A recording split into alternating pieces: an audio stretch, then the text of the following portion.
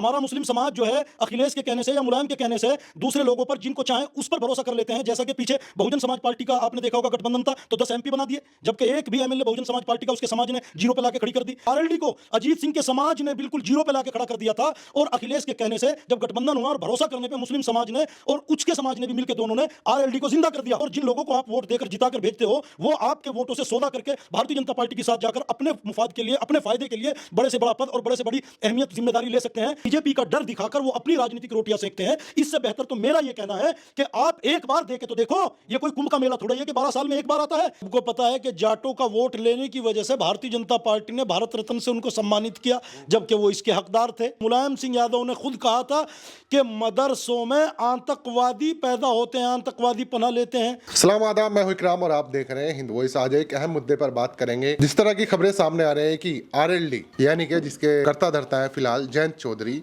उनकी भारतीय जनता पार्टी में जाने की खबरें आ रही हैं, अटकलें लग रही हैं। कब ऑफिशियल घोषणा होगी अभी तक उस पर भी लोग बात कर रहे हैं। लेकिन सवाल यहाँ पर ये है, जिन लोगों की वोटों से उनके कुछ विधायक बने और अब वो जीत कर दोबारा भारतीय जनता पार्टी में जाने की कोशिश कर रहे हैं, उस पर बात करने के लिए हमारे साथ रियाज अहमद मौजूद हैं।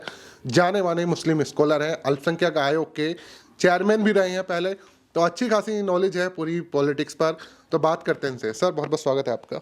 शुक्रिया, बहुत बहुत। मेरा सवाल ये है कि जयंत चौधरी जो फिलहाल जिनके अटकलें लग रहे हैं कि वो भारतीय जनता पार्टी में जाएंगे नहीं जाएंगे, सूत्रों से खबर आ रही है कि 2 सीटें उन्हें दी जा रही हैं, राज्यसभा दी जा रही है, यूपी कैबिनेट में उन्हें जगह दी जा रही है। लेकिन सवाल यहाँ पर यह है कि जिन लोगों की वोट पर उनके विधायक बने हैं, अखिलेश के समर्थन से जो उन्हें मिले हैं, तो अब उनका क्या होगा, वो लोग क्या कहेंगे? देखिए, ये बहुत दुख की बात है कि मुस्लिम समाज ने मुलायम सिंह यादव पर भरोसा किया।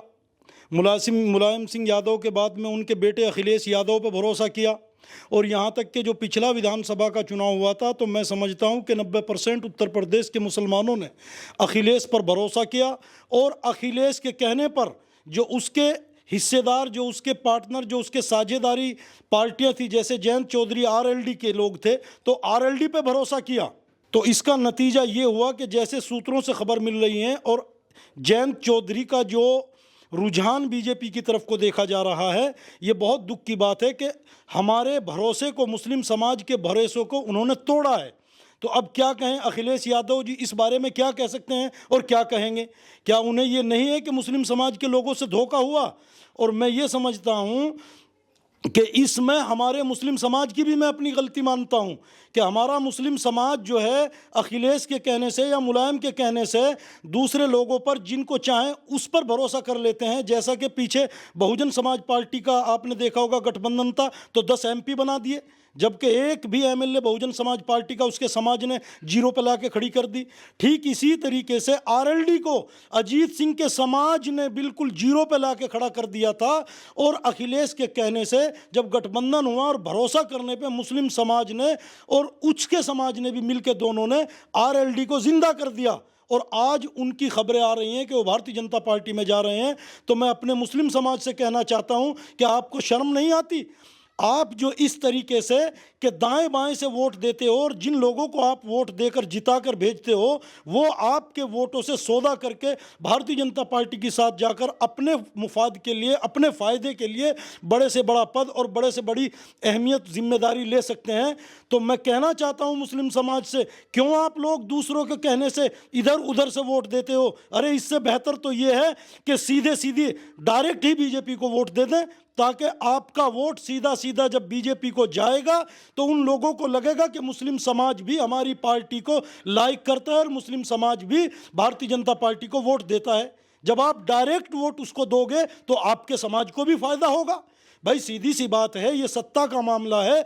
जो जिस समाज का मुख्यमंत्री, जिस समाज का प्रधानमंत्री होता है वो पहले अपने समाज को फिर दूसरे लोगों के समाज को फायदा पहुंचाता है। लेकिन बीजेपी की तो नारा है ना, सबका साथ सबका विकास। दिक्कत क्या है मुसलमानों का अगर वोट मतलब इनडायरेक्टली जा रहा है तो? नहीं, इनडायरेक्टली में फायदा नहीं। फायदा ये है, हम इनडायरेक्टली क्यों दें?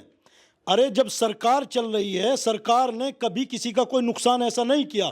देखिए, जो लोग गलत होते हैं उनका, वो किसी की भी सरकार हो, सरकार की जिम्मेदारी होती है कि गलत लोगों का साथ ना दे। गलत लोग जो देश के खिलाफ गद्दारी या देश के खिलाफ काम करते हैं उन लोगों को सज़ा दें, उन लोगों पर कानूनी कार्रवाई करें।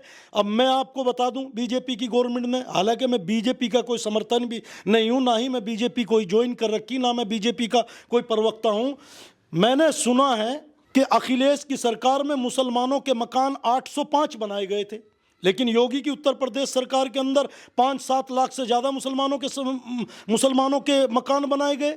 तो समाज कोई भी हो, देश में जितने भी समाज रहते हैं, सरकार में जो योजनाएं बन रही हैं, जो योजनाएं होती हैं, उन सब का फायदा सभी को मिलता है, जो मिल रहा है। तो हम डायरेक्ट वोट क्यों ना दे दें सीधे सीधे? भाई डायरेक्ट वोट देंगे, बड़े आदमी की मिसाल है कि आगे पड़ा शेर ने नहीं खाया। कुछ लोगों में, दूसरे समाज के लोगों ने या दूसरी पार्टी के लोगों ने बीजेपी का जो डर बैठा रखा है, बीजेपी का डर दिखाकर वो अपनी राजनीतिक रोटियां सेंकते हैं। इससे बेहतर तो मेरा ये कहना है कि आप एक बार दे के तो देखो। ये कोई कुंभ का मेला थोड़ा ही है कि 12 साल में एक बार आता है। अरे 5 साल में चुनाव होता है और 5 साल से पहले भी चुनाव हो जाता है। कभी कभी ऐसी परिस्थितियां पैदा हो जाती हैं।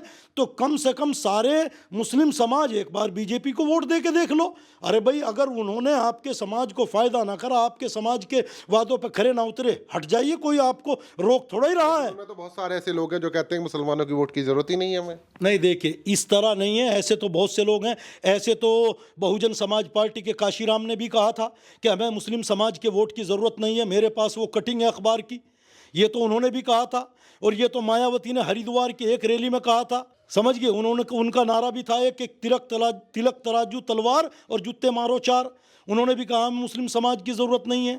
मैं आपको उस अखबार की कटिंग दिखा सकता हूं कि मुलायम सिंह यादव ने खुद कहा था कि मदरसों में आतंकवादी पैदा होते हैं, आतंकवादी पनाह लेते हैं। मेरे पास वो कटिंग है अखबार की। कहा था कि 20% आरक्षण भी देंगे, तो दिया तो नहीं भाई, कहा तो था, झूठे वायदे तो किए थे।